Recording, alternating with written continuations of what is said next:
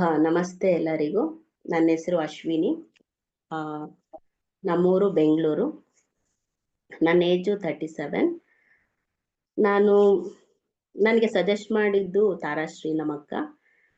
So S, ನಾನು L3 ಮುಗಿಸಿದ್ದೀನಿ ಈ ತಿಂಗಳು.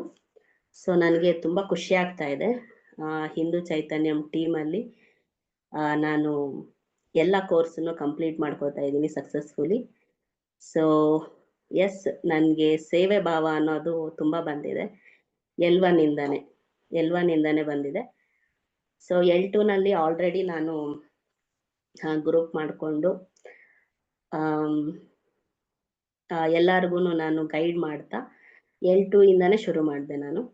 ಸೊ ಈ ಲಾಸ್ಟ್ ಮಂತ್ ನಾನು 10 ಜನ 9 ಮೆಂಬರ್ಸ್ಗೆ ಎನ್ರಿಚ್ ಮಾಡಿದ್ದೀನಿ. ಸೊ ಈ ಮಂತ್ 28 ಮೆಂಬರ್ಸ್ ಅಷ್ಟು ಜನಕ್ಕೆ ನನ್ನ ಕಡೆಯಿಂದ ನಾನು ಗೈಡ್ ಮಾಡ್ತಾ ಬಂದಿದ್ದೀನಿ.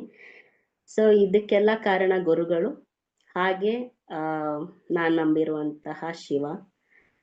ಸೊ ಎಸ್, ನಾನು ತುಂಬ ಖುಷಿಯಾಗಿ ಹೇಳ್ತಾ ಇದ್ದೀನಿ, ಹಿಂದೂ ಚೈತನ್ಯಂ ಟೀಮ್ನಲ್ಲಿ ನಾನು ಒಬ್ಬ ಮೆಂಬರ್ ಆಗಿ ಅಲ್ಲಿ ಎಷ್ಟು ತುಂಬ ಕಲಿತಾ, ಗುರುಗಳ ಮೂಲಕ ನಾವು ತುಂಬ ಕಲಿತಾ, ಆಚಾರ್ಯ ಥರ ಹೇಗೆ ನಾವು ಒಬ್ಬರನ್ನ ಸಮಸ್ಯೆನ ನಾವು ಸಾಲ್ವ್ ಮಾಡ್ತಾ ಅವ್ರಿಗೆ ಗೈಡ್ ಕೊಡ್ತಾ 24 ಡೇಸ್ ಆ ಜರ್ನಿ ಏನಿರುತ್ತೆ, ಆ ಜರ್ನಿ ಅಮೇಝಿಂಗ್ ಜರ್ನಿ ಅಂತ ಹೇಳ್ಬೋದು.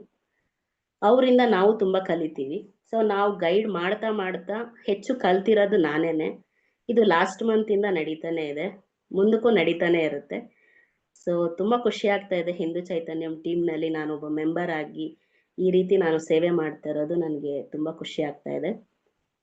ನಾನು ಸಾಕಷ್ಟು ಗುರುಗಳಿಂದ ತುಂಬ ಕಲ್ತಿದ್ದೀನಿ.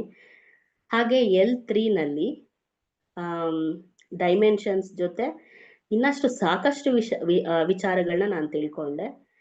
ಕಂಟಿನ್ಯೂಷನ್ L2 ಕಂಟಿನ್ಯೂಷನ್ L3 ಇದೆ ಸಬ್ಜೆಕ್ಟ್ ವೈಸ್. ಅದು ಹೇಗೆ ಅಪ್ಲೈ ಮಾಡೋದು ಅನ್ನೋದು ಲಾಸ್ಟ್ ಮಂತಿಂದಾನೇ ನಾನು ಡೈಮೆನ್ಷನ್ಸ್ ಅಪ್ಲೈ ಮಾಡ್ತಿದ್ದೆ. ಹೇಗಿದ್ರು ನನಗೆ ಮೆಂಬರ್ಸ್ ಇದ್ರಲ್ಲ, ನಾನು ಹೇಗಿದ್ರು ಅವ್ರು ಗೈಡ್ ಮಾಡ್ತಿದ್ನಲ್ಲ, ಅವರ ಸಮಸ್ಯೆಗಳನ್ನ ಅಲ್ಲಿ ನೋಡ್ತಿದ್ದೆ. ಬಟ್ L3ನಲ್ಲಿ ನನಗೇನು ಆಯಿತು ಅಂತಂದರೆ ಇನ್ನಷ್ಟು ಕ್ಲಾರಿಟಿ, ಬಹಳಷ್ಟು ಕ್ಲಾರಿಟಿನಲ್ಲಿ ನಾನು ವರ್ಕ್ ಮಾಡೋಕ್ಕೆ ಶುರು ಮಾಡಿದೆ. ಸೊ ಎಷ್ಟು ಬ್ಯುಸಿಯಾಗಿದ್ದೆ ಅಂತಂದರೆ, ನಾನು ಪೂರ್ತಿ 24 ಅವರ್ಸ್ ಬ್ಯುಸಿಯಾಗಿದ್ರು ನಿರಾಹಾರ ಮಾಡಿಕೊಂಡು L3 ಕ್ಲಾಸ್ ಮಾಡಿಕೊಂಡು ಟೋಟಲಿ ಬ್ಯುಸಿ ಇದ್ದೆ. ಆದ್ರೂ ಒಬ್ರಿಗೆ ನಾನು ಎಷ್ಟು ಟೈಮ್ ಕೊಡ್ತಿದ್ದೆ ಅಂತಂದರೆ ಸಾಕಷ್ಟು ಟೈಮ್ ಕೊಡ್ತಿದ್ದೆ ಅವ್ರಗಳಿಗೆಲ್ಲ. ಬಟ್ ಅಷ್ಟೇ ನಾನು ಸಾಕಷ್ಟು ಕಲಿತಿದ್ದೆ ಅವ್ರಗಳಿಂದ. ಈ ಅಪ್ಲೈ ಮಾಡೋದೇನಿದೆ ಅದನ್ನು ನಾನು ತುಂಬ ಚೆನ್ನಾಗಿ ನಿರ್ವಹಿಸ್ತಿದ್ದೆ. ಕನ್ಫ್ಯೂಷನ್ ಇರ್ತಿರ್ಲಿಲ್ಲ. ಬಹಳ ಕ್ಲಾರಿಟಿನಲ್ಲಿ ಇವರು ಎಲ್ಲಿದ್ದಾರೆ, ಯಾವ ಸ್ಥಿತಿನಲ್ಲಿದ್ದಾರೆ ಅನ್ನೋದು ನನಗೆ ಕ್ಲಾರಿಟಿನಲ್ಲಿ ಗೊತ್ತಾಗ್ತಿತ್ತು. ಹಾಗೆ ಅವ್ರಿಗೆ ಹೇಳ್ತಾ ಹೇಳ್ತಾ ನನಗೆ ಸಾಕಷ್ಟು ಕ್ಲಾರಿಟಿ ಬಂತು ಲೈಫಲ್ಲಿ, ಈ ಜರ್ನಿನಲ್ಲಿ. ಸೊ ನಾನು ಒಬ್ರಿಗೆ ಹೇಳ್ತಾ ಹೇಳ್ತಾ ನಾನು ಕಲ್ತಿದ್ದೇ ಹೆಚ್ಚಿದೆ. ಹಾಗಾಗಿ ಶಿವ ನನ್ನ ಮೇಲೆ ಕರುಣೆ ಇಟ್ಟು, ಅನುಗ್ರಹ ಇಟ್ಟು ನನಗೆ ಈ ವೇದಿಕೆ ಕೊಟ್ಟಿದ್ದಾರೆ, ನನಗೆ ಸೇವೆ ಮಾಡುವಂತಹ ಅವಕಾಶ ಕೊಟ್ಟಿದ್ದಾರೆ. ಸಾಕಷ್ಟು ತಿಳ್ಕೊಂಡಿದ್ದೀನಿ L3 ಕ್ಲಾಸಲ್ಲಿ. ಅದಷ್ಟೇ ಅಲ್ಲ, ತಿಳ್ಕೊಳ್ಳೋದಷ್ಟೇ ಅಲ್ಲ, ಗುರುಗಳು ಯಾವಾಗಲೂ ಹೇಳ್ತಾರೆ ಶ್ರವಣ ಮನನ ನಿಧಿಧ್ಯಾಸನ ಅಂತ. ಅದು ಈ L3ನಲ್ಲಿ ಚೆನ್ನಾಗಾಗಿದೆ. ಎಷ್ಟೊತ್ತು ತಿಳ್ಕೊಳ್ತಾ ಇರೋದಲ್ಲ, ಜ್ಞಾನ ಸಿಗ್ತಾ ಇದೆ, ಅದನ್ನ ಜೀರ್ಣ ಮಾಡ್ಕೋಬೇಕು.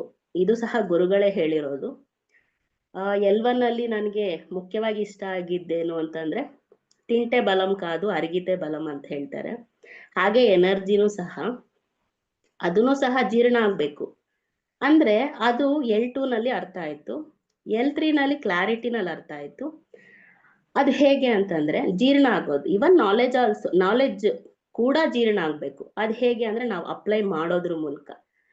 ನಾವೇನು ತಿಳ್ಕೊಂಡಿರ್ತೀವಿ, ಡೈಮೆನ್ಷನ್ಸ್ ಆಗಬಹುದು, ಕಾನ್ಷಿಯಸ್ ಲೆವೆಲ್ ಆಗಬಹುದು, ಮತ್ತು 25 ಸ್ಟೇಟಸ್ ಫೇಸಸ್ ಇರಬಹುದು, ಈಶ್ವರ ಫೇಸಸ್ 25, ಅದೆಲ್ಲ L3ನಲ್ಲಿ ಕ್ಲಾಸಸ್ಸಲ್ಲಿದೆ.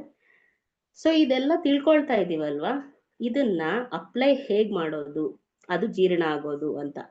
ಸೊ ನಾಲೆಡ್ಜ್ ಕೂಡ ಜೀರ್ಣ ಆಗಬೇಕು. ಬರೀ ಈಗ ಊಟ ಜೀರ್ಣ ಆದರೆ ಬಲ ಅಲ್ವಾ, ಹಾಗೆ ನಾಲೆಡ್ಜ್ ಜೀರ್ಣ ಆದ್ರೂ ಸಹ ನಮಗೆ ಆ ಜ್ಞಾನ ಅನ್ನೋದು ಸಿಕ್ಕೋದು. ಇಲ್ಲಾಂದ್ರೆ ಜ್ಞಾನ ತಗೋತಾ ಇರ್ತೀವಿ, ಪ್ರಯೋಜನ ಇಲ್ಲ. ನಾವು ಅಪ್ಲೈ ಮಾಡಿದಾಗನೇ ಅದು ಜೀರ್ಣ ಆಗೋದು, ಆಗಲೇ ಅದು ಉಪಯೋಗಕ್ಕೆ ಬರೋದು.